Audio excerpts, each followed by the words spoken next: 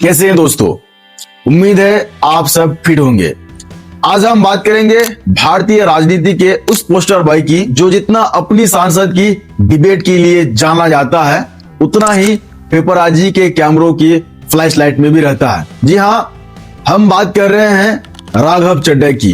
एक तरफ तो ये भाई साहब अपनी पत्नी परिणीति चोपड़ा के साथ एयरपोर्ट पर ऐसे चलते हैं जैसे किसी हॉलीवुड फिल्म का प्रीमियर चल रहा हो, और दूसरी तरफ सांसद में सरकार के सामने ऐसे आंकड़े फेंकते हैं कि बड़े बड़े मंत्रियों का कैलकुलेटर ही हैंग हो जाता है।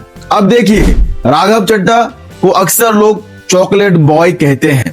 पेपरबाजी उनके पीछे ऐसे भागते हैं जैसे वो कोई नई फिल्म साइन करने जा रहे हो। राघव सर, एक फोटो, राघव भाई भाभी कैसी है, ये सब तो चलता रहता है, लेकिन असली खेल तब शुरू होता है जब ये भाई साहब अपनी सफेद कुर्ता पहनकर और चश्मा लगाकर सांसद की सीढ़ियां चढ़ते हैं। वहां कैमरे और पोज नहीं, वहां सिर्फ तीखे सवाल होते हैं। राघव भाई ने एक नया ट्रेड सेट कर दिया है, स्टाइलिश भी रहो और सरकार की नाक में दम भी करो। सबसे पहले बात करते हैं उस मुद्दे की जिसने हर आम आदमी की नींद उड़ा रखी है, मोबाइल रिचार्ज। हम और आप जब रिचार्ज करते हैं तो सोचते हैं कि महीने 30 दिन का होता है, लेकिन मोबाइल कंपनियां तो अलग ही दुनिया में जी रही है। उनके लिए महीना सिर्फ 28 दिन का होता है। राघव चड्ढा ने सांसद में इस पर जो रोस्ट मारा है वो सीधे आपके और हमारे दिल पर लगा।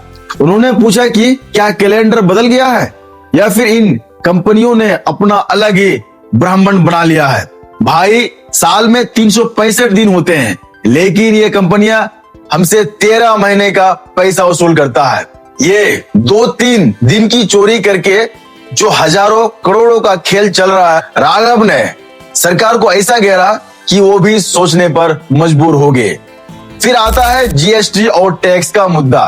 राघव भाई खुद एक सीए रह चुके हैं, तो हिसाब किताब में उन्हें मात देना नामुमकिन है। उन्होंने सांसद में खड़े होकर कहा कि भारत का मिडिल क्लास आदमी सुबह उठकर टूथपेस्ट करता है तो टैक्स देता है, ऑफिस जाने के लिए पेट्रोल डलवाता है तो टैक्स देता है, और रात को दाल चावल खाता है तो उस पर भी टैक्स देता है। मतलब आदमी पैदा होने से लेकर मरने तक सिर्फ सरकार की तिजोरी भर रहा है। उन्होंने सीधे सीधे पूछा, भैया इतना टैक्स ले रहे हो तो बदले में दे क्या रहे हो, सड़क पर गड्ढे या फिर महंगाई की मार। जब जो अपनी मधुर आवाज में ये कड़वे सवाल पूछते हैं ना, तो सामने वाली बेंच पर सन्नाटा छा जाता है। और एयरपोर्ट वाला मुद्दा कैसे भूल सकते हैं, कभी आपने एयरपोर्ट पर एक कप चाय पी है?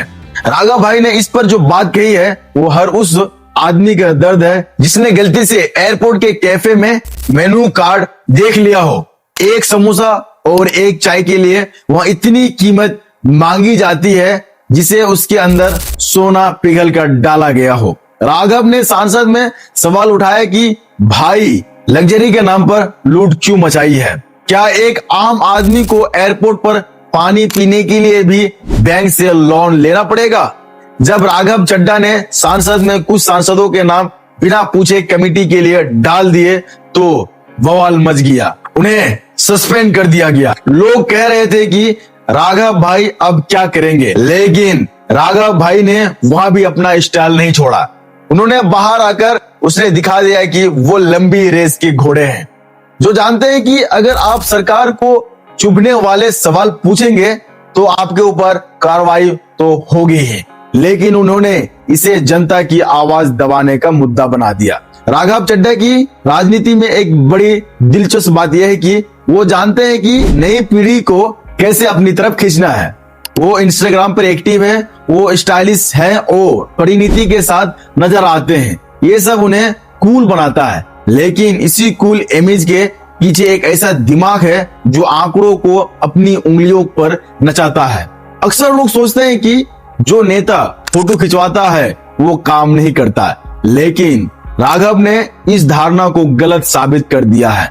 वो सांसद में पेपर लेकर बैठते हैं, रिसर्च करते हैं और फिर जो तीखा वार करते हैं वो देखने लायक होते हैं। अंत में बस यही कहूंगा कि राघव चड्ढा भारतीय राजनीति के वो इन्फ्लुएंसर बन चुके हैं जो जानते हैं कि रील कैसे बनानी है और बिल कैसे फाड़ना है। तो दोस्तों, आपको क्या लगता है, क्या राघव चड्ढा के ये मुद्दे जैसे मोबाइल रिचार्ज और एयरपोर्ट की महंगाई अपने जीवन को भी प्रभावित करते हैं? क्या आपको भी लगता है कि हर नेता को इसी तरह आंकड़ों के लिए सरकार को घेरना चाहिए? कमेंट में अपनी राय जरूर दीजिए, वीडियो को शेयर कीजिए ताकि ये बात और लोगों तक पहुंचे। मिलते हैं अगले वीडियो में। जय हिंद।